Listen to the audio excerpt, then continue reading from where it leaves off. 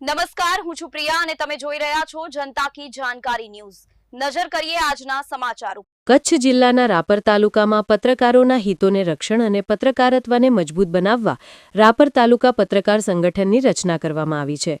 તાલુકાના તમામ પ્રિન્ટ અને ઇલેક્ટ્રોનિક મીડિયાના પત્રકારોની હાજરીમાં સંગઠનનું સર્વસંમતિથી ગઠન થયું। મુખ્ય પદાધિકારીઓ: પ્રમુખ સૂરજભાઈ લુહાર, ઉપપ્રમુખ દીપુભા જાડેજા, ઘનશ્યામભાઈ બારોટ, મહામંત્રી ઘનશ્યામભાઈ મજેઠિયા, ખજાનચી બાબુભાઈ આહિર, મંત્રી અનિલભાઈ ઠક્કર, રામજીભાઈ રાજપૂત, સંગઠન મંત્રી મહેશભાઈ ખેર, સહમંત્રી સુરેભાઈ ચૌહાણ, કારોબારી દિલીપભાઈ પંચાલ, વસીમભાઈ કોટવાલ, લખમણસિંહ યાદવ। પ્રમુખ સૂરજભાઈ લુહારે જણાવ્યું કે સંગઠન નિષ્પક્ષ અને નિર્ભીક પત્રકારત્વ માટે કાર્ય કરશે અને તમામ પત્રકારોને એકતા સાથે જોડશે। આ સંગઠન રાપર તાલુકામાં પત્રકારોના પ્રશ્નોને વાચા આપશે અને પત્રકારત્વને વધુ સન્માનજનક દિશા આપશે। કાયમી પત્રકાર જયરામ સોલંકી અંજાર કચ્છના માર્ગદર્શન હેઠળ વાગડ વિસ્તારના પ્રેસ મીડિયા સાથે વાતચીત કરી હતી, જ્યારે રાપર તાલુકાના પત્રકાર મિત્રો એક નવી દિશાને જનહિત માટે સહેમત થયા હતા।